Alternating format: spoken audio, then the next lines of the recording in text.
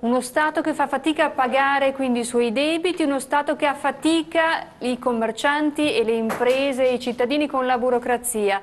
Eliana, commerciante di Padova, l'esperienza Italia-estero, se puoi darci un tuo parere. Ecco, io per esempio vado spesso a Londra perché è una città che io amo molto, che è multietnica, insomma, e loro, anche per fare un piccolo esempio, il centro di Londra hanno chiuso, messo tutti i varchi, hanno chiuso il traffico alle macchine perché c'era, ovviamente Londra è una metropoli immensa e avevano problemi di inquinamento d'aria, inquinamento acustico. E cosa ha fatto il sindaco di Londra? 10 anni fa ha messo una tassa, la combustion stage, è una tassa sulla combustione per evitare appunto questo, però lui l'ha fatto in maniera che i commercianti comunque tutti lavorano, i negozi eccetera, perché hanno potenziato i servizi, quindi hanno aumentato gli introiti, i servizi della città, l'accessibilità, non c'è più quel traffico pazzesco che c'era, la gente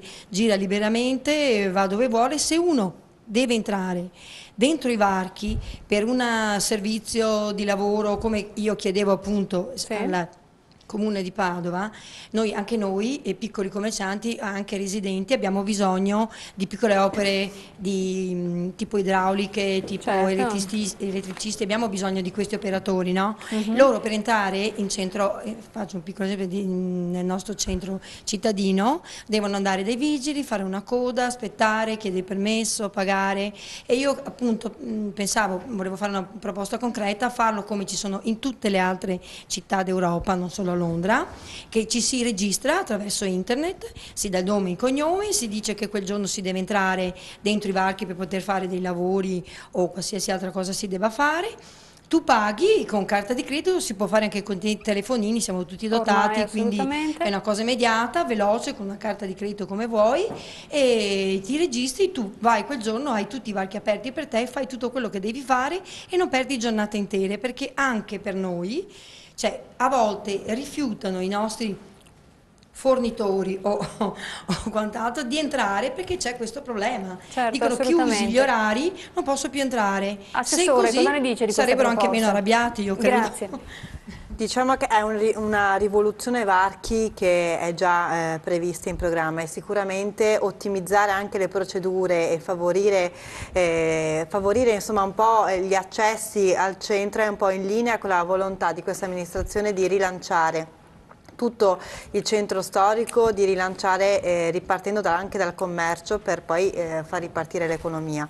Quindi diciamo che è sicuramente uno spunto che è già in studio da questa amministrazione, proprio perché riteniamo che ottimizzare le modalità con le quali i cittadini possono accedere anche con i servizi che l'amministrazione predispone sia assolutamente un modo efficace per far ripartire tutta l'economia. Ancor più la digitalizzazione dei servizi senza doverci recare ad uno sportello, fare delle code, sarebbe assolutamente auspicabile. Ricordiamo che quest'estate il governo ha rinnovato la possibilità di utilizzare il fax alle pubbliche amministrazioni.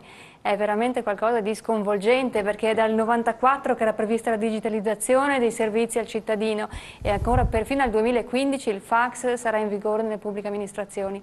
Questo penso sia un fenomeno assolutamente italiano.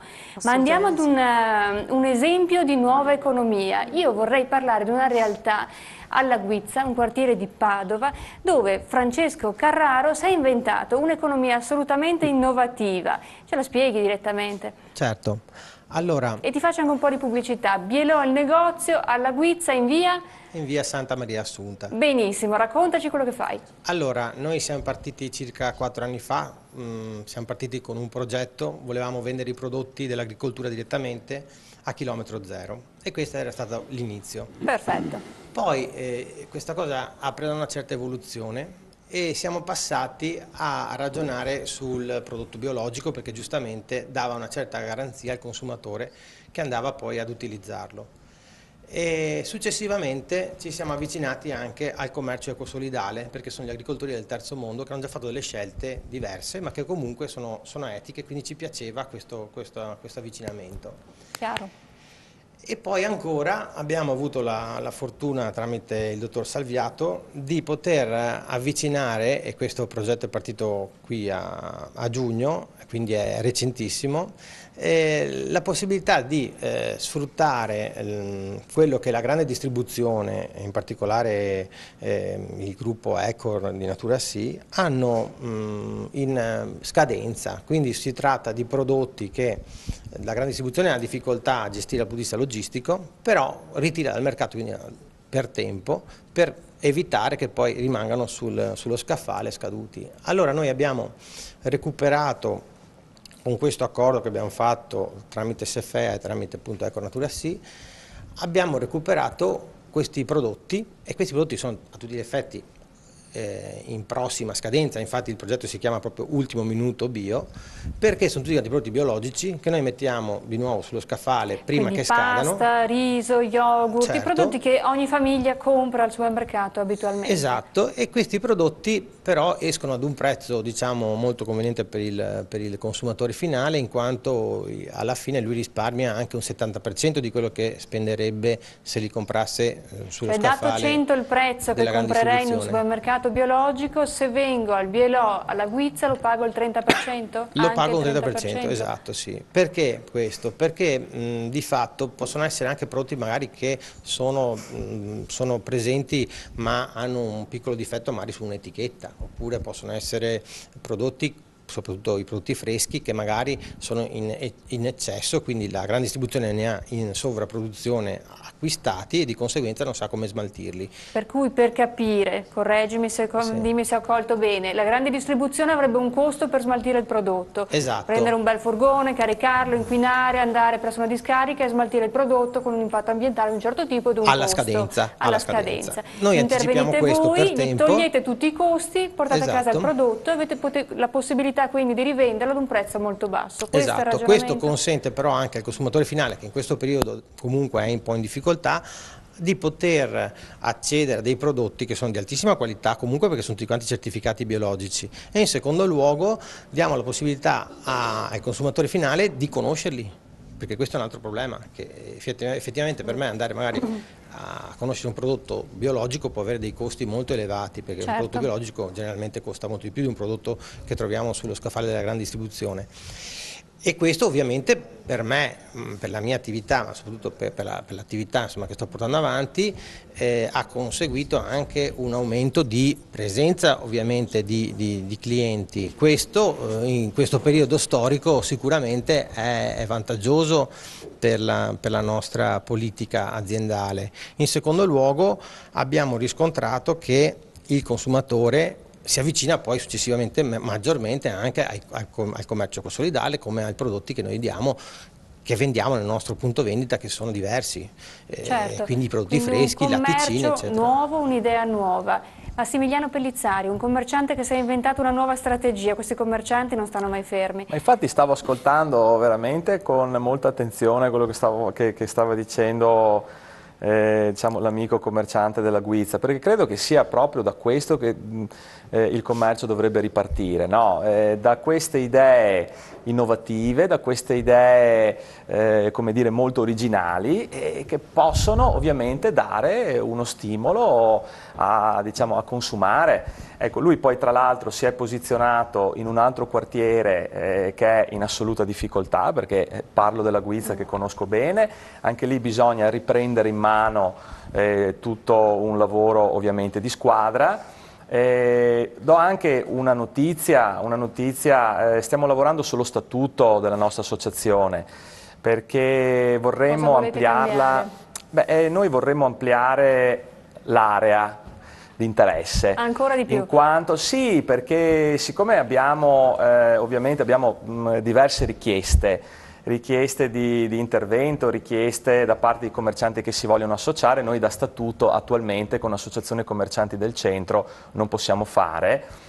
Io credo che diciamo che a breve rivedremo lo statuto e diventeremo un'associazione che potrebbe essere Associazione Commercianti del Centro e Quartieri. Quindi, ripeto, diciamo, ho ascoltato con estremo interesse e io credo che anche, diciamo, alla Guizza ci dovrebbe essere un piano di sviluppo, un piano che preveda una mobilità diversa, una viabilità diversa. In questi anni ovviamente il Metrobus ha creato notevoli disagi, notevoli problemi. I commercianti hanno chiesto decine e decine di appuntamenti con gli amministratori precedenti. Ovviamente poi le promesse non sono state mantenute. Oggi ci troviamo ovviamente in un corso che non ha la possibilità di potersi fermare, quindi vuol dire non c'è la possibilità di poter parcheggiare, perché lì i parcheggi sono stati cancellati. Quindi ecco, se i commercianti hanno delle idee vincenti come il nostro amico, se poi l'amministrazione pone in essere tutta una serie di misure per potenziare il trasporto pubblico, per costruire parcheggi, Padova è carente di parcheggi, l'abbiamo detto tantissime volte, ma ripeto, non nelle ultime settimane o negli ultimi mesi, è da anni che lo diciamo e non sono mai stati realizzati, oppure sono stati realizzati in punti dove sono troppo lontani dal centro storico, quindi la gente non li ritiene ovviamente convenienti e fruibili. C'è una migrazione ai centri commerciali e si va più accessibili. Esatto, e quindi però vede, ecco, mi consente di fare una precisazione. I commercianti di Padova non hanno alcun timore riverenziale nei confronti dei centri commerciali, perché l'abbiamo detto tante volte, noi la vittoria, cioè la battaglia contro i centri commerciali la vinciamo, siamo sicuri di vincerla, perché all'interno dei nostri negozi abbiamo dei prodotti che sono qualitativamente più elevati, abbiamo un servizio molto più accurato, abbiamo gente di professione che lavora lì da anni, quindi abbiamo una consulenza che molto probabilmente ai centri commerciali non trovano, e quindi ecco, ribadisco, noi questa concorrenza siamo sicuri di poterla vincere, questa battaglia siamo sicuri di poterla spuntare, e quindi appunto riteniamo di avere insomma, tutta una serie di idee per poter portare avanti un progetto e rilanciare la città. Un rilancio che passa attraverso un dialogo tra commercianti, imprenditori, cittadini, lavoratori e le pubbliche amministrazioni. In questo senso, Fabio Salviato, mi viene in mente questo, un progetto come quello del BLO, quindi un progetto che collega una piccolissima distribuzione locale con un circuito nazionale come Natura Sì, potrebbe essere calato su una realtà comunale, quindi reso un progetto di un'intera città? Che prospettive potrebbe avere, che ampliamento potrebbe avere, se c'è eventualmente una... Sì, c'è il professor Segre dell'Università di Agraria di Bologna, che ha scritto un libro, appunto ha fatto un'analisi più a livello nazionale e ha quantificato appunto un ipotetico, un potenziale che più di 4,5 milioni di famiglie potrebbero, cioè, utilizzando questa metodologia, potrebbero mangiare colazione, pranzo e cena. Ecco, tutti questi, con i prodotti che altrimenti verrebbero mandati in discarica o sarebbero destinati ad andare in discarica. Quindi c'è anche questa... Ma un mercato di questo tipo, mi viene da pensare, non potrebbe essere una concorrenza sleale o meno al mercato tradizionale, se aperto un po' a tutte i cittadini? In che modo una pubblica amministrazione potrebbe usare un servizio di questo tipo, però rendendolo... Ci sono tanti ragionamenti a fare.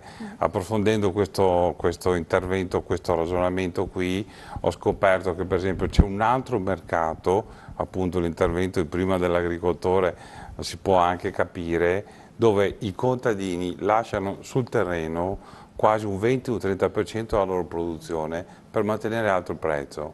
Quindi paradossalmente in Europa ci sono addirittura delle guide dove un cittadino il sabato e la domenica, e questo è nell'ottica del turismo responsabile, può andare con la propria famiglia a farsi un un weekend fuori e magari andare presso un agriturismo e con questo raccogliersi o acquistare anche dei prodotti.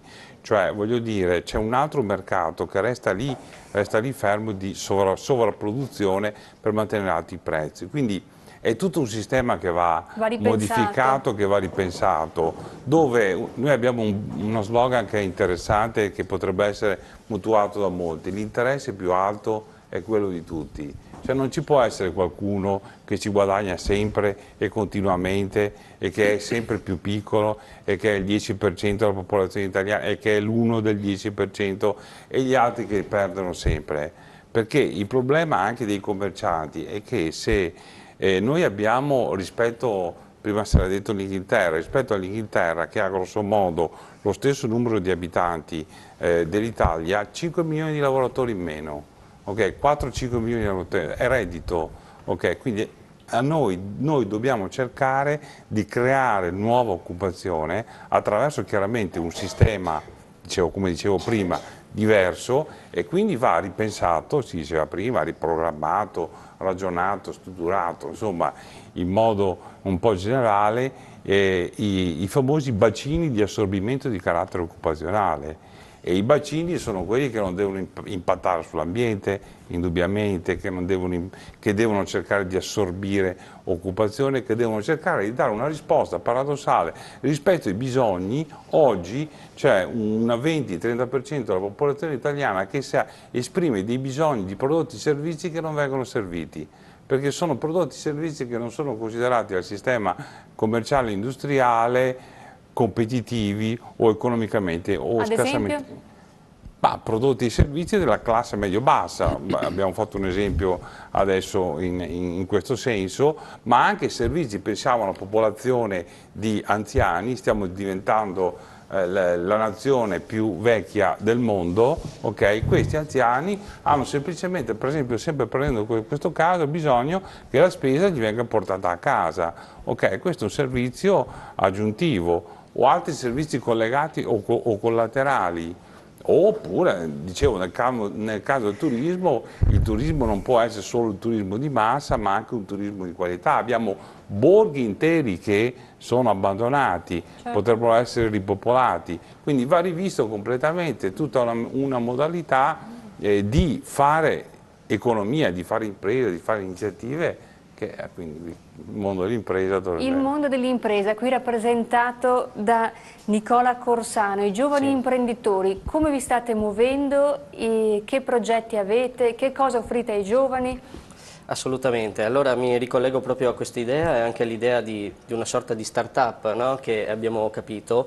Noi giovani imprenditori, io vorrei parlare proprio in questo momento della mia delega, la delega Education. In particolare noi stiamo con questa delega avvicinando molto cercando di avvicinare il mondo della scuola al mondo del lavoro, il mondo della scuola e il mondo dell'università, perché oggi c'è chi è qui, commerciante, sta come gli imprenditori, siamo tutti imprenditori di caratteri, dimensioni diverse, ma siamo tutti la mattina che stiamo in trincea e cerchiamo di far pareggiare il conto. E quindi mi è piaciuto molto e condivido il passare dall'io al noi. Noi stiamo già collaborando, stiamo facendo rete con il comune, ma stiamo facendo rete addirittura, le dico di più, con un tavolo tecnico. Questa mattina a Expo Scuola è stata inaugurata, ho partecipato a un tavolo tecnico come delegato di Confindustria ed è un tavolo tecnico per l'orientamento e contro la dispersione scolastica, che è un tema molto molto importante. Siamo in un tavolo che dialoga molto bene da quasi un anno, c'è l'università, c'è l'ufficio scolastico regionale, c'è l'ESU, c'è la Camera di Commercio, le associazioni di categoria, e stiamo focalizzando e cercando di mettere ciascuno il proprio miglior, le proprie migliori competenze per evitare la dispersione scolastica, quindi fare un corretto orientamento, perché oggi stiamo sempre all'italiana mettendo delle pezze. E noi dobbiamo guardare a medio termine, anche a lungo termine. Noi imprenditori siamo visionari, guardiamo tra 10-15 anni, altrimenti qui i soldi non bastano mai, la coperta è sempre quella ed è corta.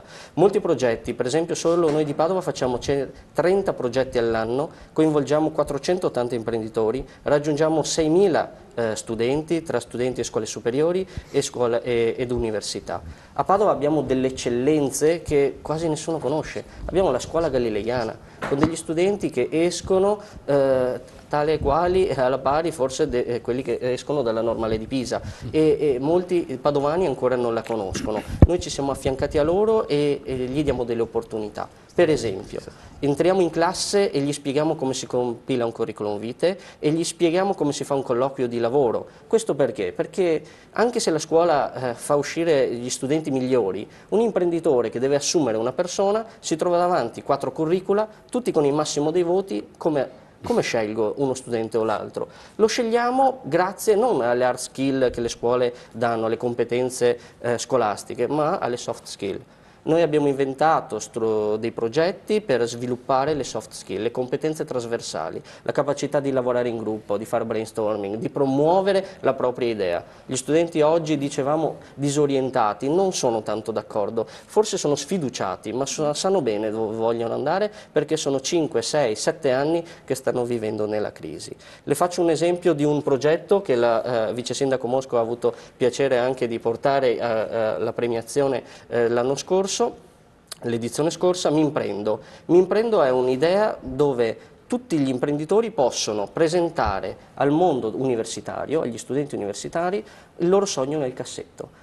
Tutti i giorni ci alziamo, abbiamo la nostra routine, ci piacerebbe fare quel progetto lì. Non abbiamo tempo, non abbiamo risorse, capacità, conoscenze.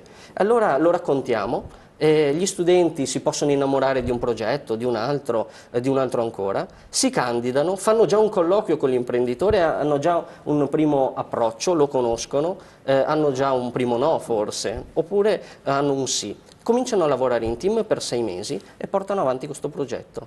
Il progetto potrebbe concludersi con nulla di fatto. Anche questa è una buona notizia per l'imprenditore, non hai investito dei soldi su qualcosa che non ti poteva portare del guadagno. Qualcun altro invece porta avanti questi progetti e ha dei grossissimi margini.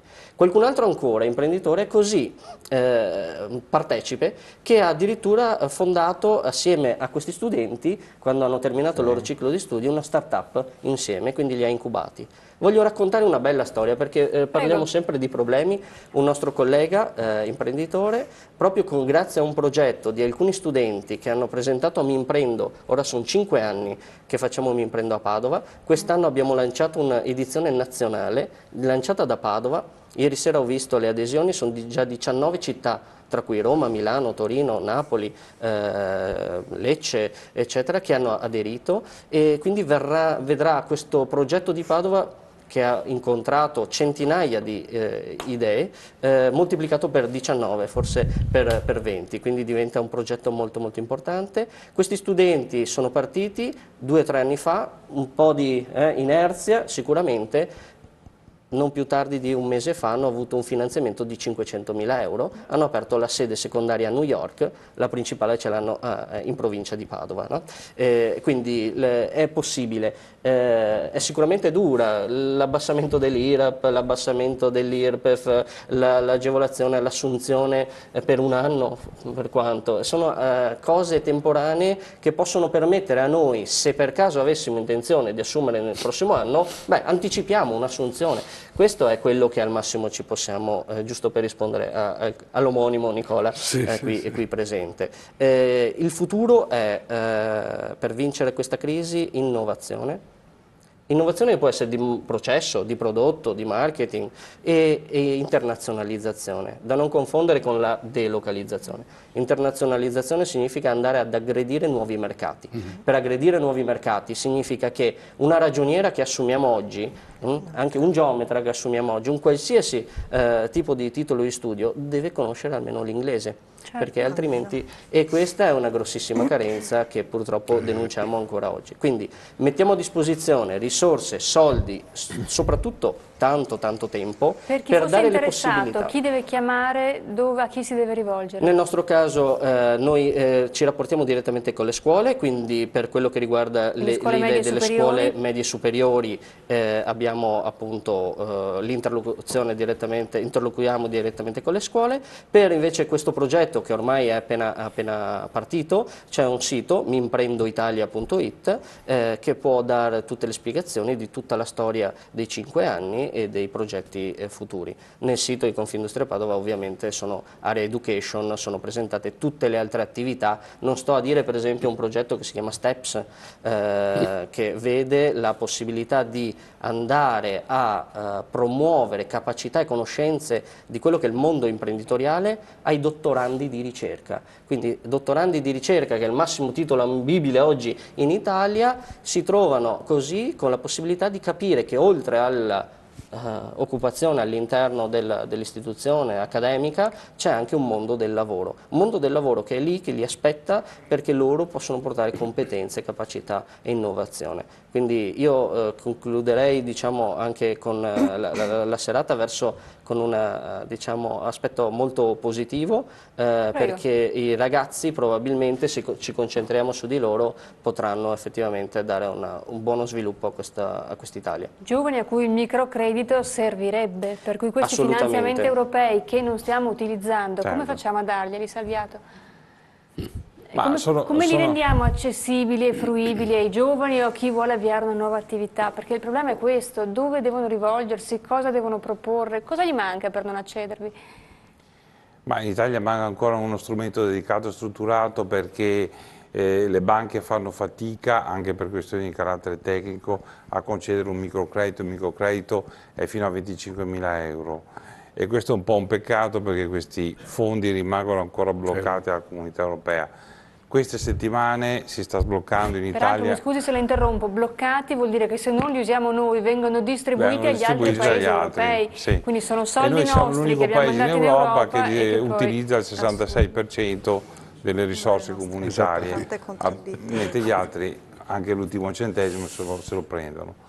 Io spero, mi auspico che proprio nei prossimi mesi si sblocchi questa situazione, e che quindi anche con il microcredito si possano, diciamo, i strumenti dedicati, cioè finanziarie dedicate. Poi anche lì in Europa, siamo nell'Europa comunitaria, ma gli olandesi per esempio si sono inventati una fondazione, e questa fondazione eroga microcredito, quindi eroga credito, quindi in Italia è assolutamente impossibile una cosa di questo genere. Gli altri stati hanno anche dei rappresentanti politici che sono in Europa e che sanno in anticipo che cosa sta per uscire e come sta per uscire. Noi abbiamo meno legami in Europa ancora. Ecco, in Spagna per esempio hanno fatto una banca dedicata al microcredito, quindi è possibile farla anche in Italia. Nessuno ci sta provando in questo momento, forse qualcuno ci starà provando. Bisognerà vedere le lobby. Se lo permetteranno certe lobby. No, ma cerchiamo di essere positivi. È possibile farla. Dico, nel senso positivo, dico, certe lobby lo permetteranno. Anzi, si potrebbe anche farla. Tutti si rivolgono alla Cassa Depositi e Prestiti, però voglio dire, c'è la Boldrini, Presidente della Camera, che sta spingendo molto anche su questo tipo di iniziativa. Cerchiamo di vedere. Però vorrei dire una cosa: sono contento che il rappresentante del Confindustria sia partito sulla questione dell'abbandono scolastico.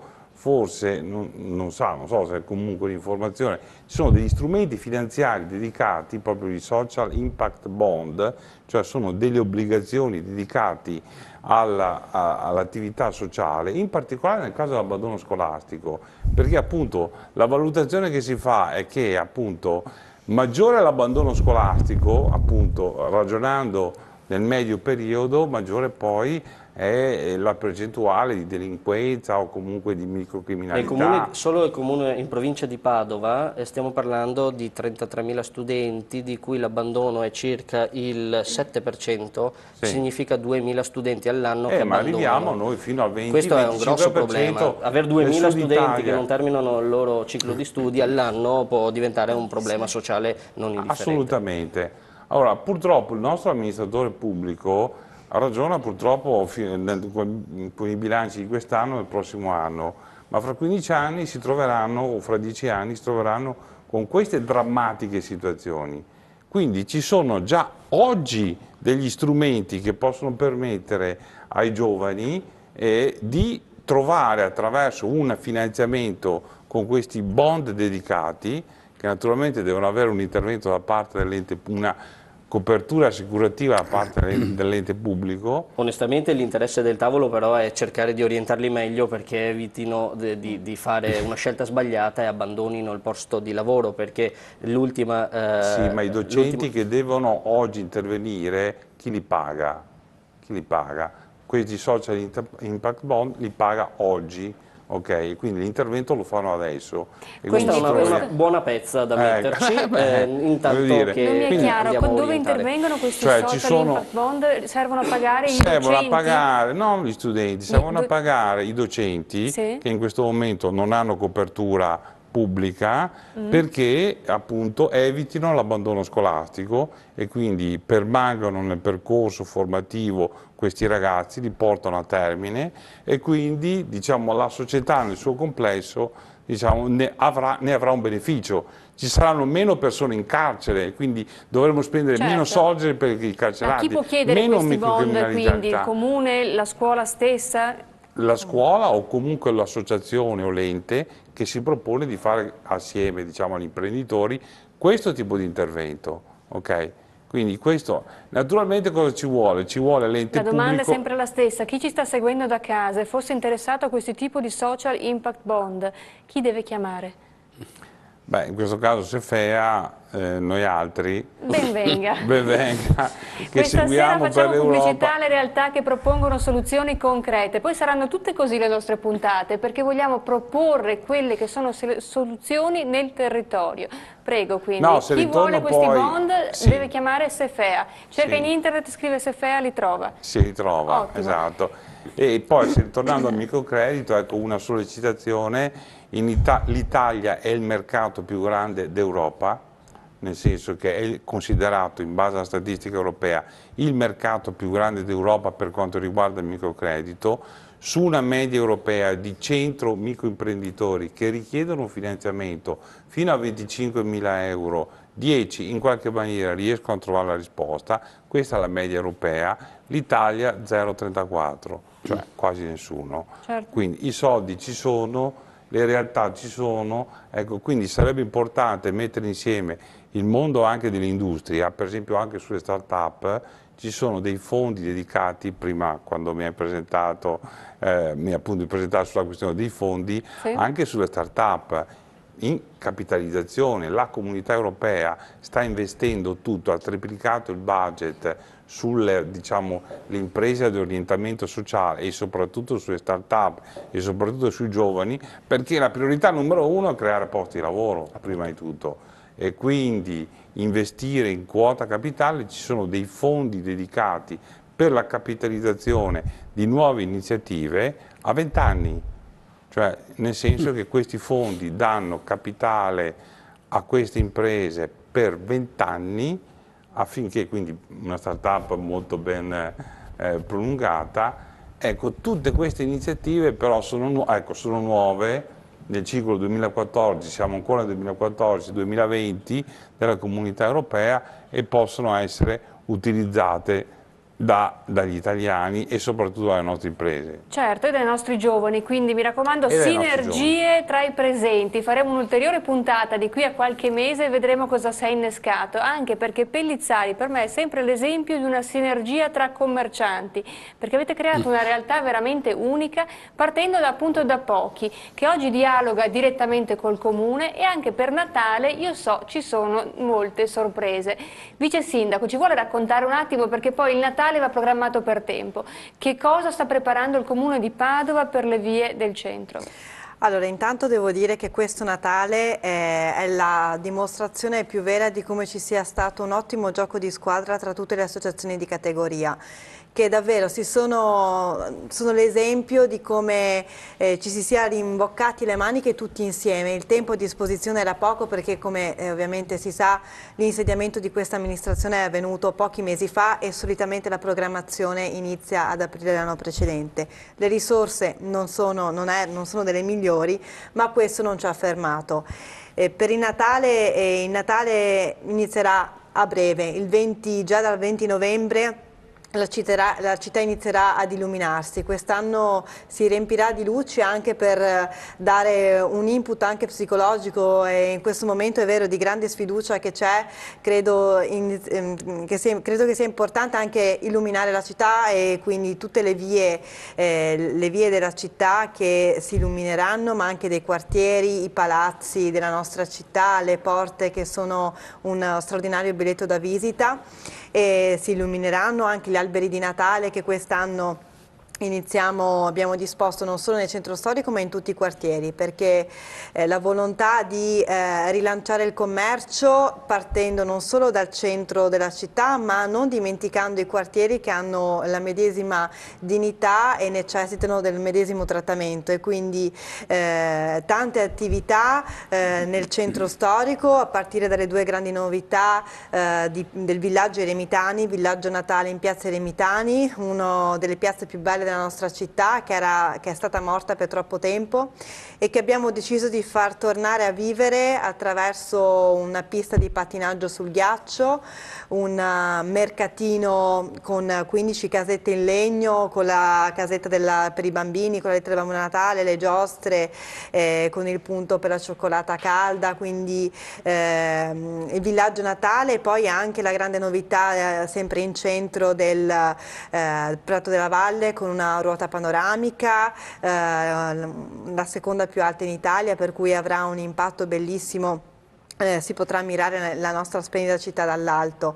E poi la Fiera del Natale, che partirà il 6 dicembre con i tanti mercatini che andranno a occupare, insomma, le vie principali della città, e tante manifestazioni che appunto orbiteranno intorno alle grandi iniziative, come il mercatino in Corso Milano, che è una grande novità di quest'anno, con tanti commercianti che lungo la via di Corso Milano, dal negozio di Tommy Hilfiger in giù, che riempiranno questa via, che anch'essa per troppo tempo era triste, con sempre più negozi che andavano a chiudere, quindi è un ottimo motivo per... Un modo anche per portare i cittadini verso nuove vie, far conoscere nuove zone di Padova che magari commercialmente erano meno battute rispetto alle classiche vie del centro, centrali o via del Santo, anch'essa, certo. Tutta la via dei Presepi, quindi insomma tante iniziative.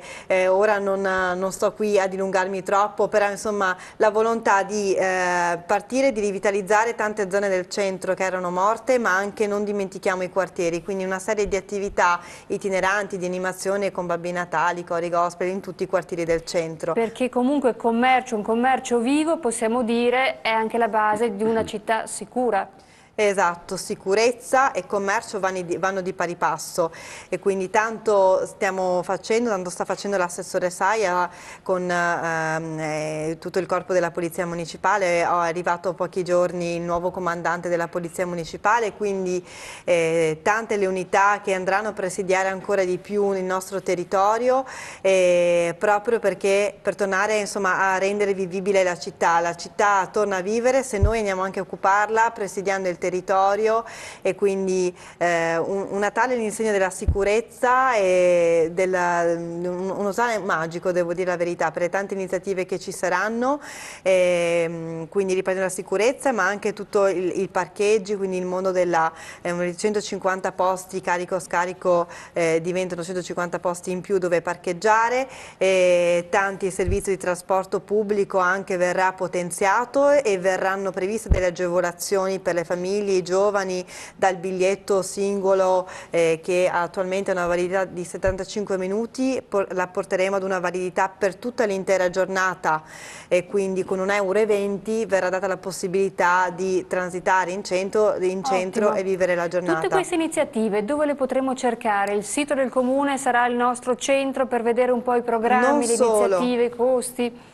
La comunicazione è fondamentale e quindi abbiamo predisposto non solo il sito Padova.net, www.padova.net.it, ma anche verrà costituito, e lo presenteremo a breve, un portale internet ad hoc per il Natale, e nel quale verrà presentato, predisposto un programma con tutte le iniziative, una calendarizzazione con tutte le iniziative culturali, sportive, di tutti i quartieri, in un unico programma consultabile dai cittadini. Bellissimo, quindi una sinergia anche tra i vari reparti, le varie iniziative. Una sinergia tra i vari assessorati, quindi tra i vari assessorati alla cultura, allo sport, all'ambiente, che proporranno le loro iniziative in tutti i quartieri della città, e anche una comunicazione anche attraverso l'esposizione di questi totem nei quali verrà indicato il programma di tutte le iniziative del Natale. Meraviglioso, grazie Vice Sindaco, un attimo di pubblicità e torniamo qui in studio a Dai Reporter Sera.